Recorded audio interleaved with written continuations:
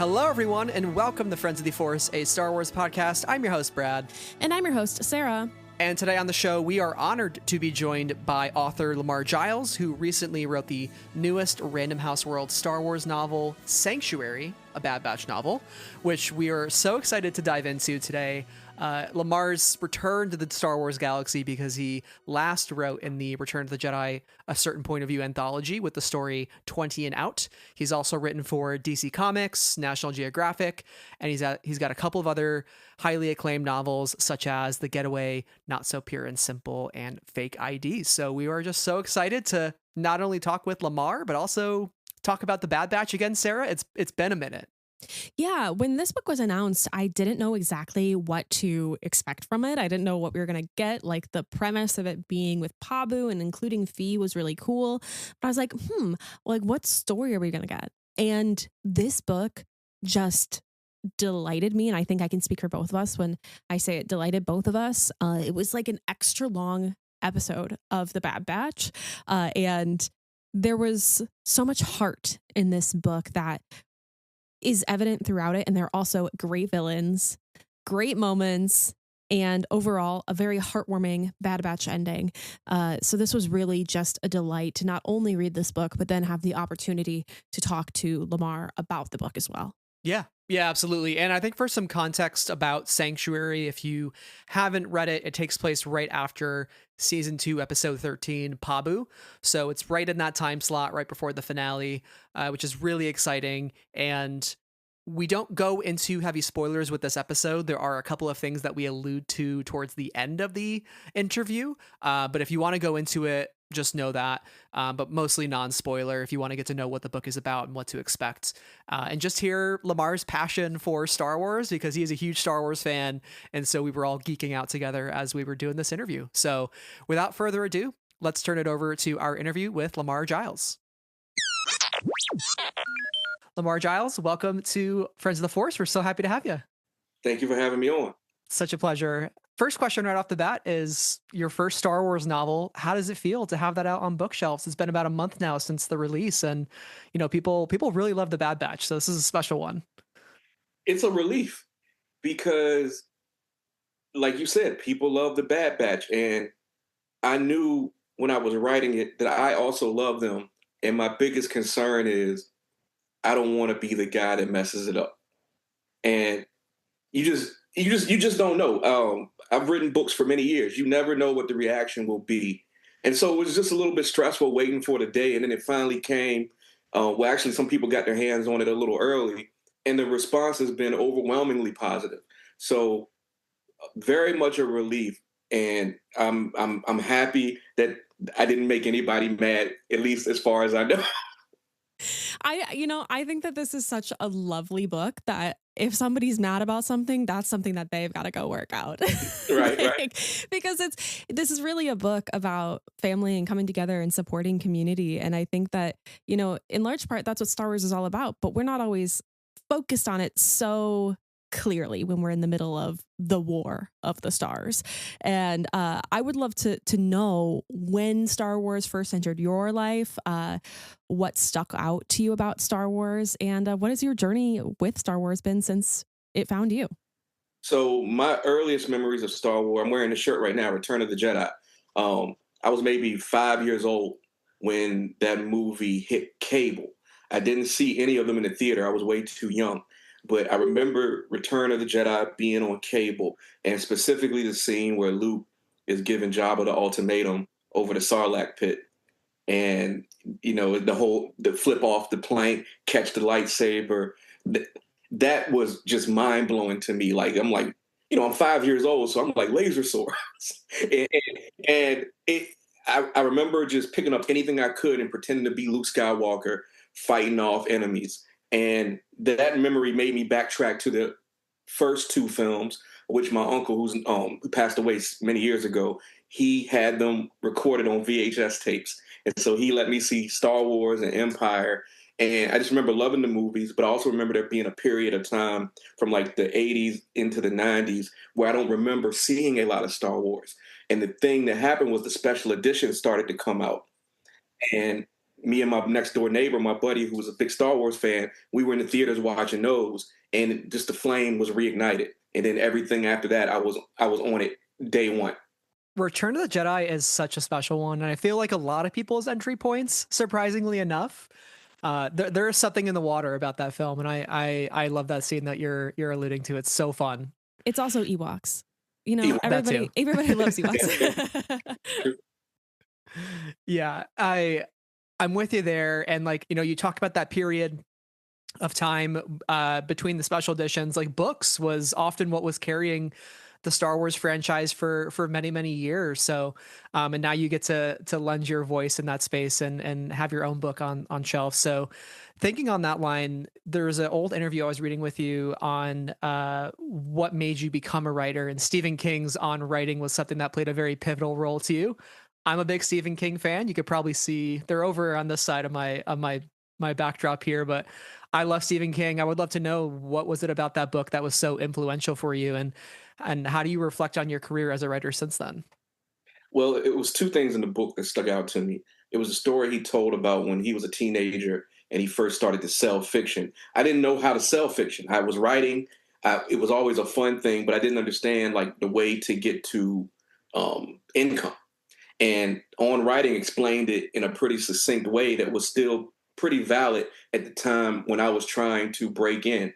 And then also the story he told about the rejection letters he would get. And he put a spike on his wall. And every time he got a rejection letter, he put the letter on the spike. And the spike got so heavy with rejection letters that it ended up tearing a chunk out of his wall. And so that kind of set me up to not think of rejection letters as discouragement, but more like things I had to rack up and get over to get to the next level. So in my head, I'm just going to do everything that Stephen King did and see how it works out. I mean, certainly Stephen King is the king. I mean, he's legendary, but I've had a pretty good run so far. Definitely. Lots of books on shelves, so much for readers to enjoy already. And I bet you've got stuff in the works that we won't even know about yet. So looking forward to that as well. Yeah. You know, within the realm of Star Wars and the Bad Batch, you know, we're huge fans of animation here on this podcast. What was your experience as a viewer getting to know Clone Force 99 over the Bad Batch show? And what do you feel about these characters and the story that resonates with fans? Like, what to you sticks out about them to you? Well, I think the family aspect is the most obvious and evident thing that I think attracts people to this group. In terms of me coming to it, the thing I really loved, aside from family, was sort of seeing this group of characters navigate parts of the galaxy without a really evident connection to the Force-sensitive people we were used to seeing, the Skywalkers and whatnot. And so that was interesting, and it made me think about something from childhood that I've often compared the Batch to in private conversations with friends. When I was growing up, one of my favorite shows was the A-Team. And I don't know if you all remember the A-Team, but in my mind, the Bad Batch was like this mashup of the A-Team and Star Wars that really hit a sweet spot for me. And that's the thing that kept me like, I gotta see what Clone Force 99 is up to this week. You know, I've never seen the A-Team, but looking at it now, it's got Mr. T in it. Mr. T's in it. Had to have been a good show. If you get a chance to watch some episodes, I mean, they may look a little cheesy now. It's 40 years later, but I think you'll understand the vibe of what I'm getting at. Yeah, I mean, just looking at some of the photos, I am definitely picking that up, and I think that's one of my favorite aspects of the Bad Batch is they're just this, you know, they're Clone Force 99. They have a 99% success rate. Like, they're just out gunning and slinging and doing all sorts of things all the time. And I have to say that was one of my favorite things about reading this book was it felt like we were getting an extra long episode of the Bad Batch. Like, I could even see this getting the animated film treatment, you know, and really seeing that on screen, because there's just so many spectacularly visual moments as I was reading this. The audiobook, by the way, is fantastic. Yes. If you're into that. But when you start your creative process for Sanctuary, like how do you first approach it, being that sort of longer episode when you're trying to translate that character and style and tone from the screen to the page? Well, the first level of it was even trying to figure out where it could fit in season 2, because the directive I was given, and keep in mind, season 3 hadn't come out yet. I don't know if we'd even seen a trailer for season 3. I was told I can't really contradict anything that comes before my story or after it. So you got to imagine the stress of, how do I not contradict after when I don't know what's after, you know? And so it became a whole thing of just first trying to figure out where a story would fit. I talked to story team. We knew that we wanted Fee in it. So that gave me a few more options that narrowed it down.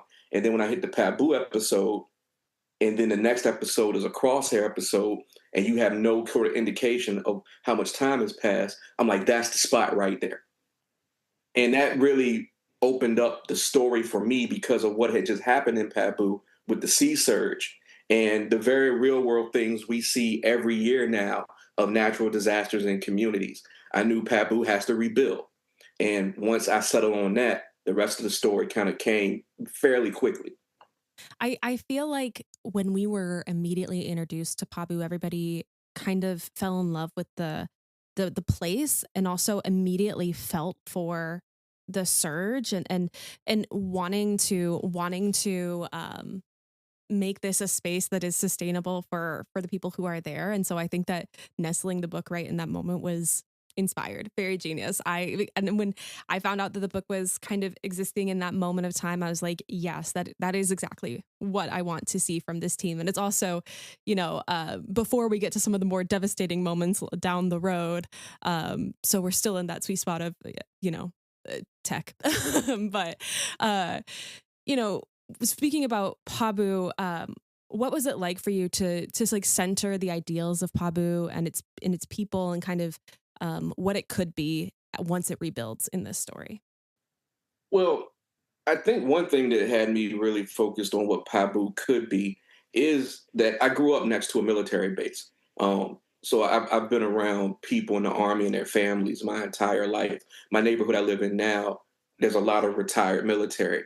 And it's sort of the idea of like how this place can be a comfort to people who have seen really hard things. Right away, I feel like you get the sense of that with Pabu. When you get there, it feels like a place where you can be calm, if nothing else.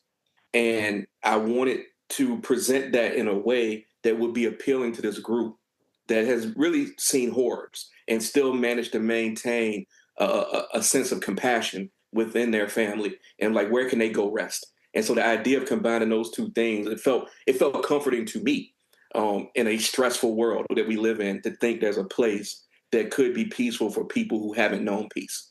That really touches my heart, because I think knowing where the Bad Batch end up and the struggle that they have of like what is home and what the clones at large, right? They were bred for one purpose, and they're thrown by the wayside, and they're kind of left aimless. And so for Pabu to represent that second chance, and we always joke that like, hey, if you got to throw the clones somewhere, the ones that are getting rescued by Echo and Rex and all the crew, like throw them on Pabu, and Pabu just becomes the clone planet in this like rich community of individuals, not even just clones, but so many other types of groups. And it really is like a lovely place. So I was happy to see that pop It's up here beautiful. in this It's book. beautiful. I mean, it'd be a great place to vacation, I think. Yeah, I not feel in the like search season though. Not in the surge season. no, Not in the surge season. but everybody would be very welcoming and friendly, and I think that Yes. is the lovely part of it too. Is there any member of the batch that you enjoyed writing the most? And I again, like, we listened to the audiobook, and I gotta say, like, hearing Mark Thompson narrate your writing, it truly hit. Like, it just felt so right. So like, who did you enjoy writing the most? Well, first, I'm going to just second Mark Thompson doing a fantastic job on that audiobook. I mean, I had a great time listening to it, to the point it didn't feel like something I wrote. That's amazing to me. In terms of my favorite member, though, I really love writing Record. And I don't want to spoil anything. I don't know if we're doing spoiler stuff, but there's just a couple of particularly lines that I gave him that even when I think about them now, they sort of feel heartwarming and make me laugh. And so I really love giving him a couple of really warm moments. He's a great character to write.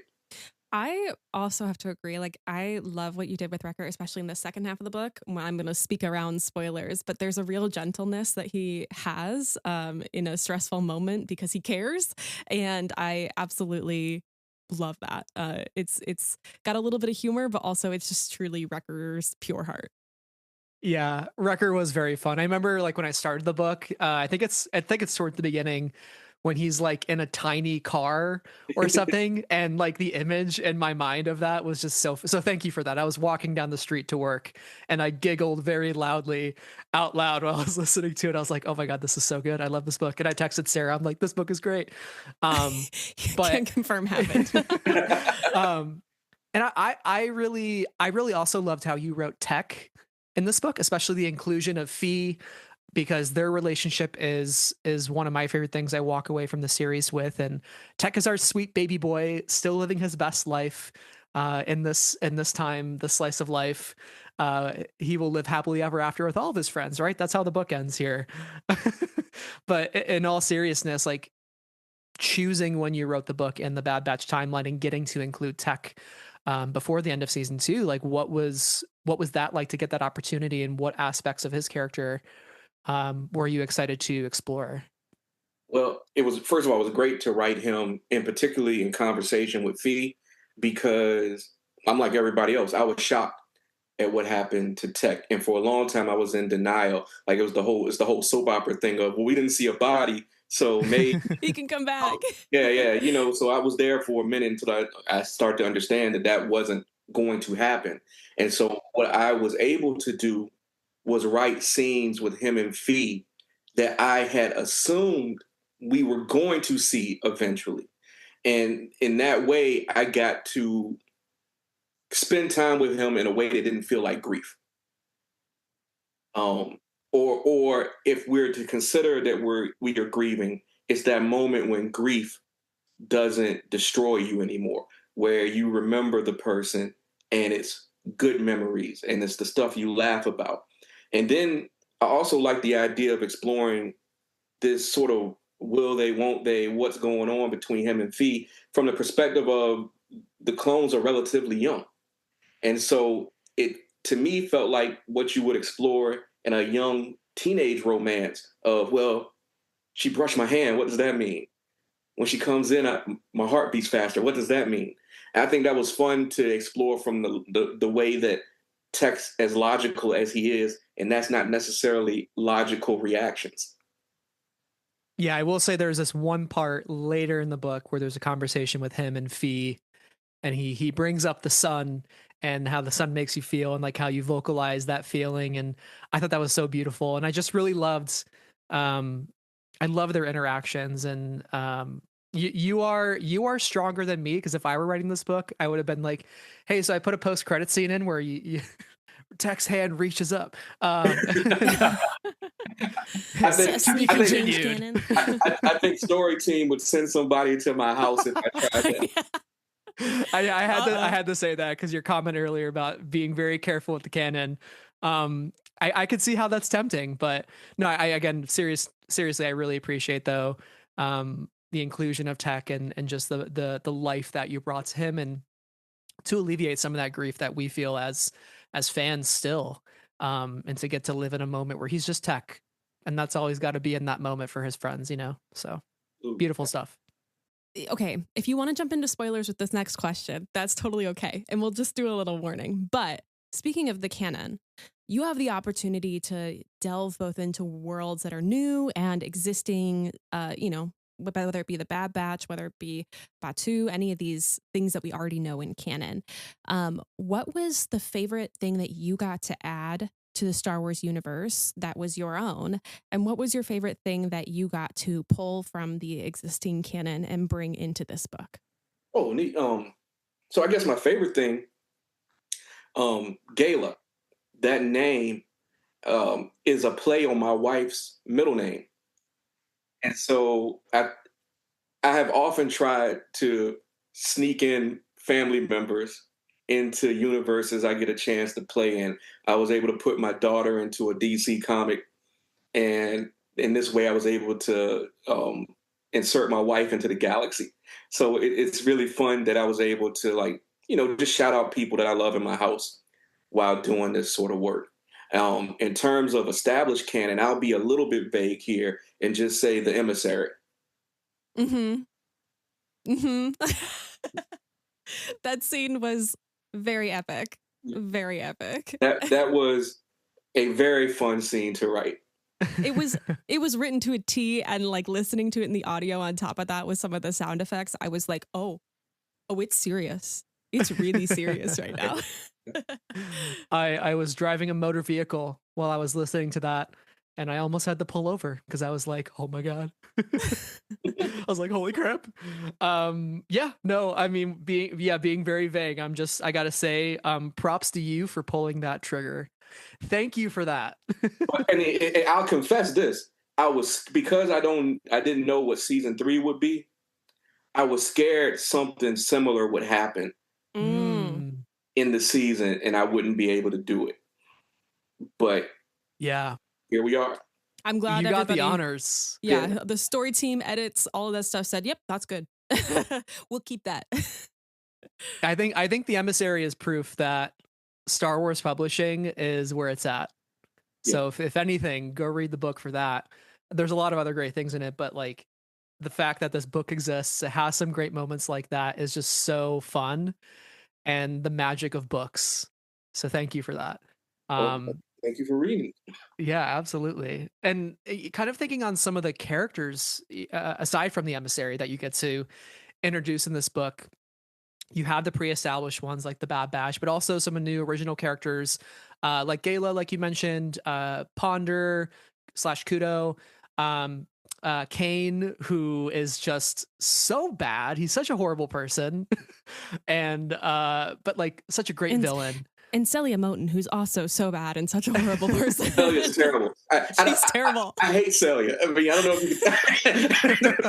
if you really wrote her to be like, she is a terrible person and she's gonna have a terrible time. Yeah. And she earns everything that comes to her. Yeah, 110%. These characters, there's messy characters. There's very loving characters. There's so many like emotions baked into this book. It's happening during a very specific time in the Star Wars galaxy, a very war-torn galaxy. But there's also a lot of love built into this book. So like, how do you craft that story around that idea of the nature of war and love, and kind of how those two things meet? Well, and if we're particularly talking about Ponder and Soha, what I wanted to get at is a lot of times when people are put on opposing sides of an armed conflict, a lot of times it's not even their doing, it's not their thinking. It has nothing to do with their individual goals. They're just pretty much aimed at an enemy. Sometimes that might be for good reason. I don't know that it's mostly for good reasons. I'm not a big proponent of war. And what I wanted to get across is the people who have to go out and do the hard stuff, when it's over, I want to paint a picture of them being able to move on with life in ways where they're not beating themselves up if they made mistakes and they know they made mistakes. So that's a thing I wanted to get at. And at the same time, the people who go into those sort of situations with the goal of being cruel, I want them to get their just desserts. I think we can all, I think it's really clear in this book. And I love how like beautifully complicated Sohai and Ponder are. And that not to spoil this book, but it is a Bad Batch story, and Bad Batch is pretty heartwarming in general, despite some of the tragedy we have gotten throughout the story. That they get a future that is generous and kind. And I really loved that arc for these characters. And I love that we got to know their backstory and understand who they are and how they came together. And so my kind of question to wrap up conversation about the book is with these stories and maybe with this particular theme in mind, what do you hope readers take away from the story, and what do you walk away from the process of writing and releasing this book with? Well, in terms of what I want readers to take away, I would say to look to the Fee and Tech relationship in that you shouldn't wait to say the important stuff. More than anything, I mean, and to that note, if you're talking about me in the book, like taking the opportunities that are presented to you, even if you're scared, because I was scared. I'd written a short story for the Return of the Jedi anthology, but that's not the same level of pressure or visibility when you're in a book with 39 other writers. Uh, Being out front on something that is fairly important to a lot of fans was terrifying. And there's a temptation to just run and say, no, I'm not going to do it.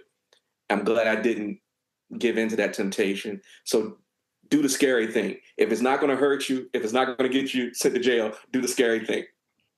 Definitely. Lamar, thank you so much for writing this book, and we have a couple fun rapid fire questions to wrap up here No as wrong well. answers. So this is the epilogue of Friends of the Force. First off, I think you might have already alluded to it, but what is your favorite Star Wars film? Well, my favorite film probably is Rogue One. Ah, Oh, yes. Just really love that film and that story of what that team did to save the galaxy. Yeah, yeah. It's so good, and also I cry every time. Do you have yes, a favorite Star Wars character? Luke. Luke is the best. Classic, classic. If you could take any character from this book and have them talk with any other character in Star Wars at any point in time, this is your opportunity to throw all canon out the window. We won't tell Lucasfilm either. Who who would you choose, and what would they talk about? I think it'd be cool to put Tech and Yoda together. And, Oh, Oh my gosh. and have them have like some sort of like philosophical discussion that leads to them speaking about how they each express themselves in unique ways. So yeah, I think something along that line would be fun to play with. that would be really interesting to kind of just like hear the differences in their kind of philosophy and how they move in the world. That'd be so cool. The good thing about this question is that every answer is a good one, and I'm always finding myself thinking like, what could be? I would seriously love that. Yoda would be like, size matters not, and Tech would be like, well, according to my calculations, size does matter. Oh, I love that. I'm gonna be thinking about that for a while. Thank you. And our favorite wrap up question at the end of the day, to you as a person, what does Star Wars mean to you? I think it's a comfort. Like it's been a sort of comforting presence my entire life. And it's a comfort I'm very much looking forward to passing on to my daughter. I think she already got the bug. I got a lightsaber on my wall behind me that we'll take down from time to time. I have pictures of her basically doing what I used to do when I was pretending to be Luke. So I wouldn't try to force it on her, but if she continues to have the joy for it, we'll have ample opportunities to enjoy it together. I think that is a wonderful thing that you're enjoying now, and I hope that you will continue to be able to bring her Star Wars and enjoy it together. That is how I was raised in a lot of ways, and it's really meaningful memories for me for sure. Awesome. I hope she says something similar 20 years from now. I bet she will. And who knows? Maybe Star Wars animation will be a gateway into the galaxy far, far away, and you could say, "Hey, Dad wrote the book for the Bad Batch. Dad's very cool. Tell all your friends." But seriously, Lamar, thank you so much for joining us. It was such a pleasure. And again, for listeners who haven't checked out Sanctuary, you absolutely should, especially if you're a Bad Batch fan, because it's like the perfect the perfect follow-up after we've been missing these characters for so long already. So where can listeners find you online, and do you have any other work coming up that you can share and want to share? You can find me lamargiles.com. It's my website. It's my name on social media, on Instagram and Threads is where I'm most active. And I don't have anything coming up soon. I'm working on a new mystery novel, but we're kind of far away from that. But follow me on social media, and I'll keep you all posted on when that's coming. And you've got Backlist that people can enjoy right now if they've read Sanctuary and want to pick up another book of yours. So that's what they can do in the meantime, waiting for this mystery that's upcoming. Absolutely. Go read the books, y'all. I appreciate you. Absolutely. Well, thank you so much. My pleasure. Thank you. And may the force be with you. May the force be with you. Thank you all for listening to our interview with author Lamar Giles, and a big thank you to Random House Worlds for the review copy. For all of you listening who want to hear more from us here at Friends of the Force, you can find us on all of our socials, including Instagram, Twitter, Blue Sky, and YouTube. And if you enjoyed the episode, make sure you subscribe to our podcast feed for all of our future episodes, because there's a lot coming this year that you're not going to want to miss. Yes, and I feel like I've mentioned it a lot in my little end of episode little snippet, but this is really a book about care for community. So in addition to hydrating, I hope that you are caring for your community and the people around you, especially in this moment. So I want to give a big thanks to our community, not only of listeners. Thank you for taking time out of your day to listen to this episode, but especially to our patrons who help keep the lights on here at Friends of the Force. So thank you to Abigail, Andy, Ben, Brian, Cheryl, Clay, David, Emma, Ian, Jennifer, Josephine, Katie, Knights of Ren, Krista, Logan, Lucy, Lindsay, Matthew, Nicole, Rob, Ruth, Santa, Skytalkers, and V-Glyph. We are very, very grateful for your support. Please be well. Absolutely. Thank you all once again. And until next time, may the force be with you always. Bye.